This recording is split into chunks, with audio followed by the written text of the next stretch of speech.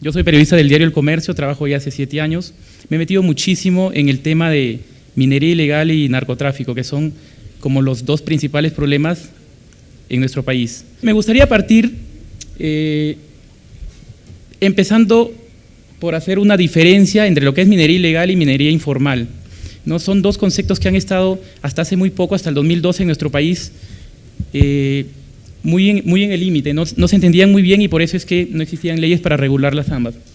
Bueno, la minería ilegal es aquella que se realiza en actividades, es la que se realiza en zonas prohibidas, ¿no? Como cabeceras de cuenca, zonas reservadas, áreas verdes, ecosistemas acuáticos principalmente, y que además no cuenta con autorización del Estado peruano para operar, ¿no? En cambio, la minería informal es aquella que se realiza en zonas que sí han sido autorizadas desde hace un poco de tiempo por el Estado peruano y, sin embargo, no se cuenta, en ambas actividades no se cuenta con los implementos mínimos de seguridad y hay todo un tema ahí de muchos actores involucrados, ¿no?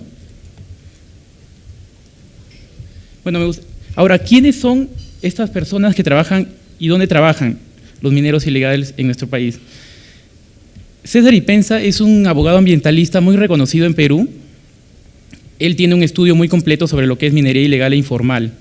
Y él considera que existen todas las 24 regiones de nuestro país actualmente están azotadas por esta actividad ilícita, que es la minería ilegal. Es decir, no hay un solo espacio en nuestro territorio nacional donde no exista minería ilegal. Sin embargo, se ha concentrado, según el Ministerio del Ambiente de Perú, esta actividad se ha concentrado en 3 puntos estratégicos, que a la vez forman un triángulo que son Madre de Dios, Cusco y Puno. Madre de Dios es la zona más devastada actualmente por la minería ilegal y Madre de Dios está ubicada en la zona suroriente de nuestro país, es el ingreso a la selva baja, ¿no?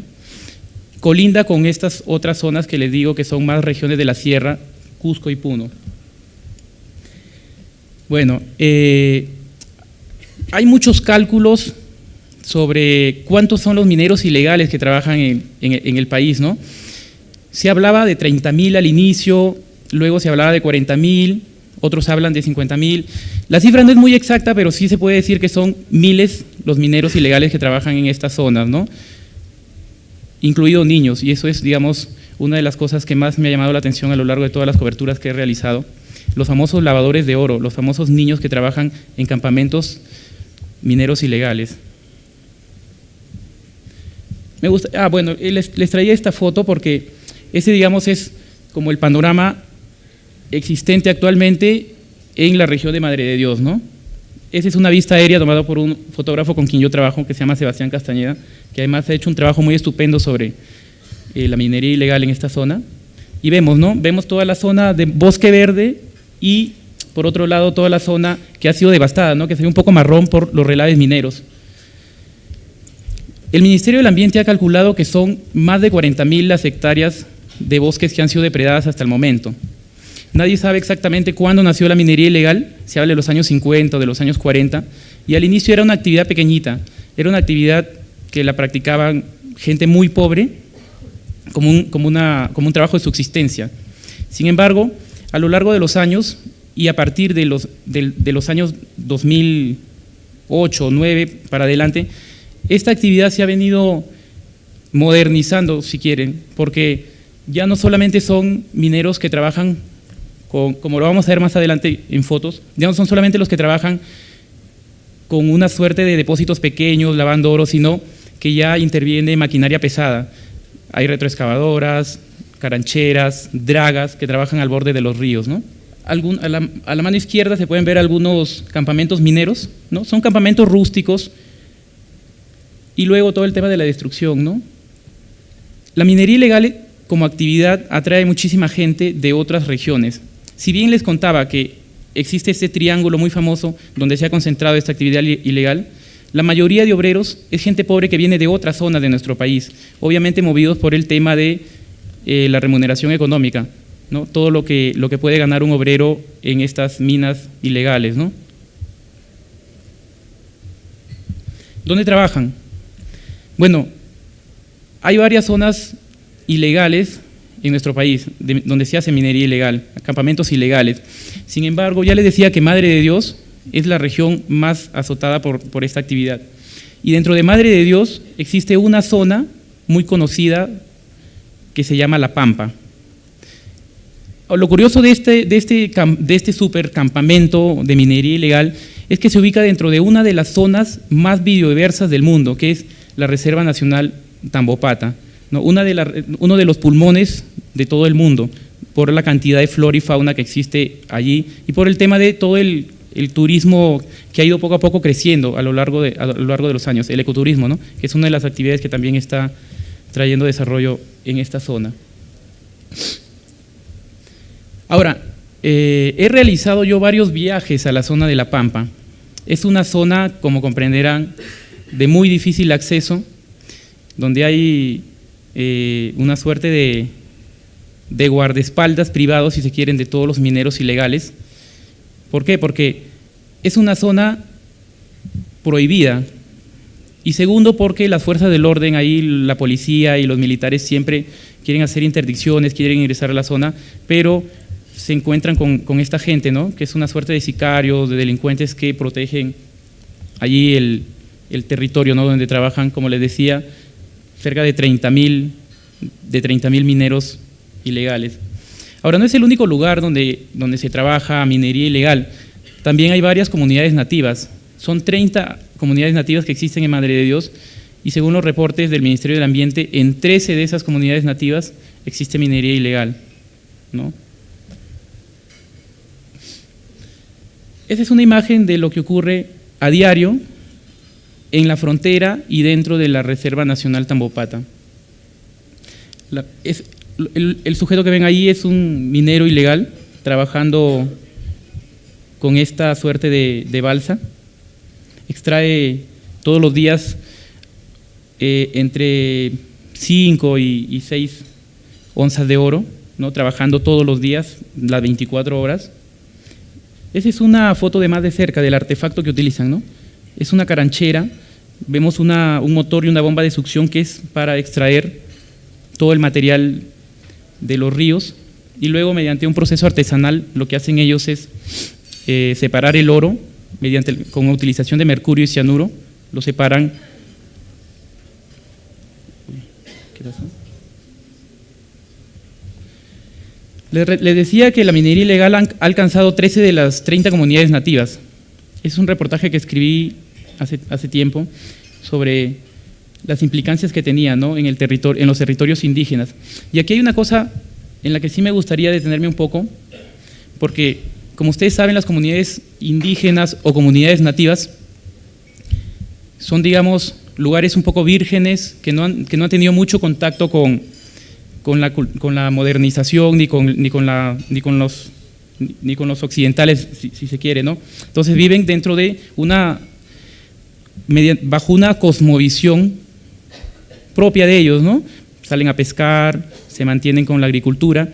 Sin embargo, la minería ilegal ha llegado a estas zonas a transformar su estilo de vida, su calidad.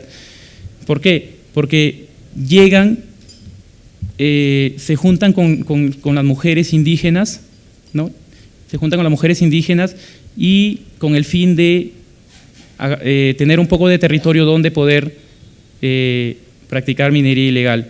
Y de esa manera cambian toda la dinámica, si se quiere, de esas poblaciones indígenas, porque ya los indígenas ya no se van a dedicar a hacer agricultura, ni se van a dedicar a pescar, ni se van a dedicar a sembrar arbolitos. Ahora lo que se van a dedicar es a trabajar también en esas condiciones, ¿no? inhumanas de minería ilegal. ¿Por qué? Porque les enseñan las personas que vienen de la ciudad, ¿no? Esos otros mineros que sí se dedican a esa actividad. Entonces, ahí hay todo un tema de transformación de identidad de las comunidades indígenas y nativas en Perú, por lo menos en la selva de Madre de Dios.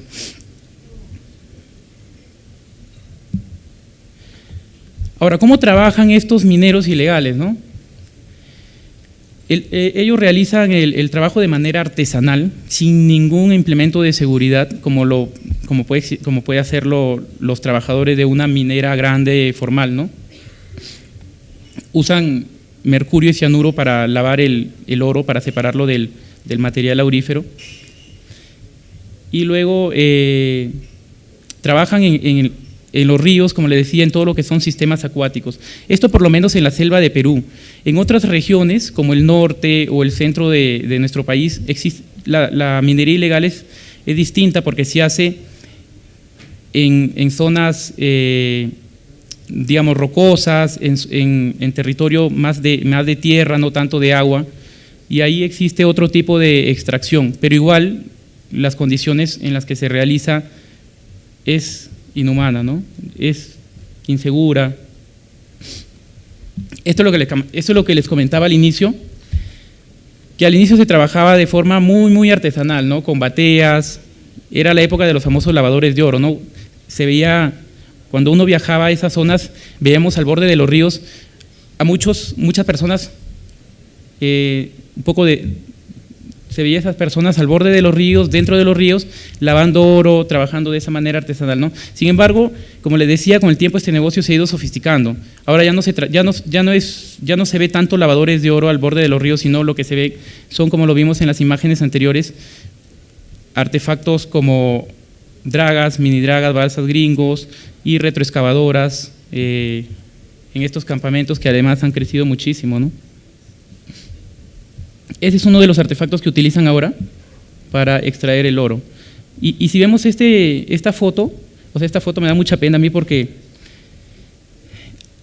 según lo que me contaban todos los pobladores que vivían allí, antes todo esto era verde, ahí habían lagunas, ahí existían muchos árboles que al final terminaron como lo vemos acá, o sea, no existen ahora. Entonces, esto es lo que causa estos son los estragos que causa la minería ilegal en regiones como Perú, por ejemplo. Ahí podemos ver otra imagen, ¿no? Lo mismo, el panorama desértico. Esa es una vista aérea de cómo se trabaja la minería ilegal en Perú.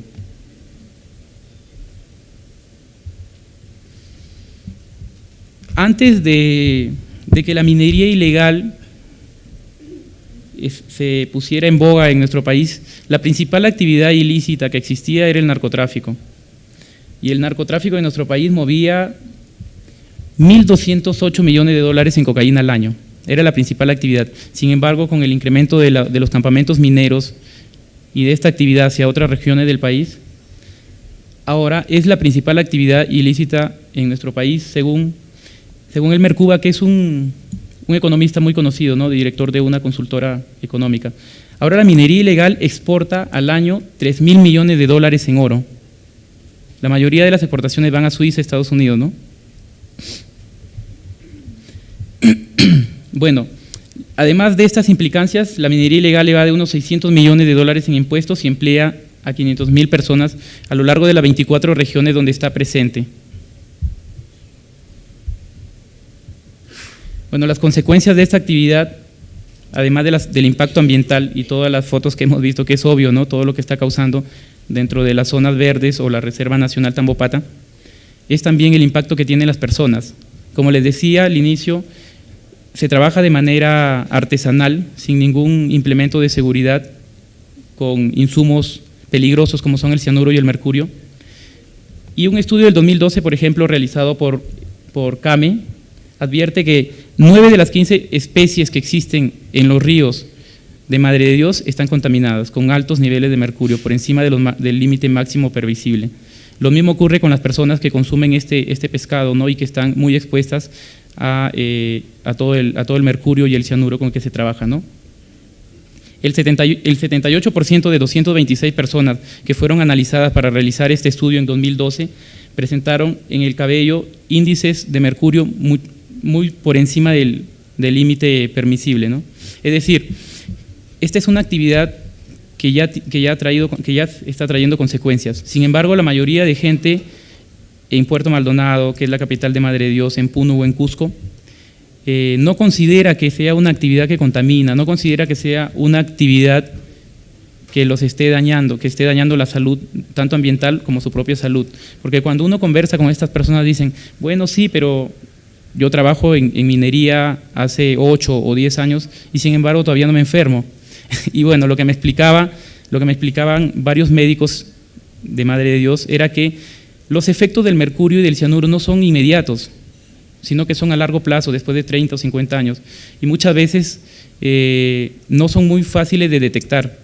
La mayoría de personas en Madre de Dios, por ejemplo, sufre de problemas, infecciones respiratorias, infecciones estomacales, que cuando son diagnosticadas en los centros de salud comunes, se les dice eso, pero no se han realizado estudios que vinculen cuál es el impacto de trabajar en minería ilegal con estas enfermedades que luego son diagnosticadas, ¿no? Ese es un tema que está pendiente ahí por parte de las autoridades de salud de nuestro país, de saber de qué manera está afectando la minería ilegal a través de los insumos químicos que se usan en la salud de las personas, ¿no? O sea, de manera más directa, cuáles son las relaciones que existen.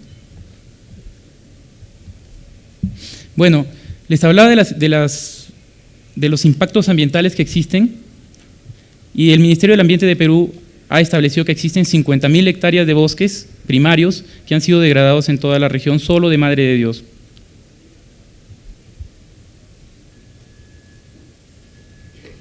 Bueno, es otra imagen de lo que ocurre ahí. Ok. Me gustaría hablarle de las consecuencias que tiene directamente la minería ilegal. Una de ellas, que es muy fuerte, es el tema de la trata de personas. No existen cifras oficiales de cuántas son las personas menores de edad que trabajan actualmente en campamentos mineros en todas las regiones de nuestro país y básicamente en Madre de Dios. Sin embargo, existen cifras aproximadas. La ONG Save the Children habla de 1.000 menores de edad que están esclavizadas trabajando en campamentos mineros ilegales, porque estos campamentos lo que crean es una suerte de ciudades paralelas, porque son mundos aparte. Uno llega a un campamento minero y encuentra tiendas, encuentra grifos, encuentra prostibares, que son estos lugares donde son esclavizadas las niñas, ¿no? Yo creo que 1.000 menores de edad es una cifra muy, muy baja. Existen muchísimas más niñas que están esclavizadas en estos lugares. Ahora, las modalidades de captación son muy conocidas. Son a través de falsas agencias de empleo que ofrecen a las niñas, a los menores de edad, les ofrecen trabajar y ganar. Trabajar como mozas de un restaurante, trabajar como modelos, pero al final terminan siendo, les despojan de sus DNIs, les despojan de todos sus documentos de identidad y terminan siendo llevadas desde sus lugares de origen hacia estos campamentos mineros, ¿no? Ahora, uno de los problemas por los cuales no se acaba esta actividad y por tanto también la trata de personas es que hay toda una red de corrupción en la policía y en las autoridades judiciales del país. Esa es una imagen de un bar en un campamento minero. Bueno, aquí rapidito voy a correr un rato, me dicen que ya tengo que acabar. Hay unas iniciativas para proteger a las menores de edad que están esclavizadas en estas zonas. Una de ellas es el albergue Guarayo, que es una asociación privada que recoge a las niñas que han sido víctimas de trata de personas, ¿no? Entre el 2008 y el 2010, este albergue atendió a 300 mujeres que habían sido captadas, ¿no? Que habían sido prostituidas, ya 72 niñas. Ahora, los retos pendientes que hay es que no existen los suficientes albergues para rescatar a estas personas, y los que existen son 1 o 2 de iniciativa privada. El Estado no tiene albergues en estas zonas, ¿no? Por falta de presupuesto. Y bueno, le decía el tema de la corrupción policial y de las autoridades judiciales, porque se supone que estas personas, estas niñas menores de edad, se trasladan en camiones, en vehículos a través de la carretera, pero ¿cómo pasan, cómo burlan todos los controles a lo largo de sus lugares de origen hasta los campamentos mineros? Obviamente es con coimas y con dinero que se les paga a la policía y bueno, a todas las autoridades judiciales. Hasta la actualidad no existe ni un solo caso de un dueño de bar que haya sido condenado y haya sido encarcelado por este delito de trata de personas. La mayoría son investigados, pero luego terminan siendo liberados. No, todavía, un ratito. Bueno, y a todo esto, el tema de las protestas sociales. los mineros ilegales han tratado de legitimar su actividad, ¿no?, a través de protestas. Y aquí es preciso decir que antes del 2012 no existía una diferenciación entre mineros informales, que son los que ahora están en proceso de formalización en nuestro país, y los mineros ilegales, ¿no?, que sí son sujetos de interdicción. Ha habido una serie de protestas desde el 2012 que ha dejado muchos muertos y heridos, policías, civiles, una ciudad en desorden. Ahí podemos ver más o menos varios enfrentamientos que hubo. Y luego desde el 2012 el Estado peruano lo que hizo fue separar minería informal de minería ilegal. La informal es la que se sometió a todo el proceso de formalización para que reúnan todos los estudios de impacto ambiental, los requisitos mínimos para poder trabajar en estas zonas autorizadas. Sin embargo, condenó la minería ilegal y es la que ahora es sujeta de interdicción. Es decir, las fuerzas policiales y el ejército ahora ingresa a estos campamentos mineros, como vimos, la zona de La Pampa, y los destruye, ¿no? Aunque todavía no se ha terminado este tema porque por toda esta red de corrupción que le decía de policía y poderes del Ministerio Público y Poder Judicial, ¿no?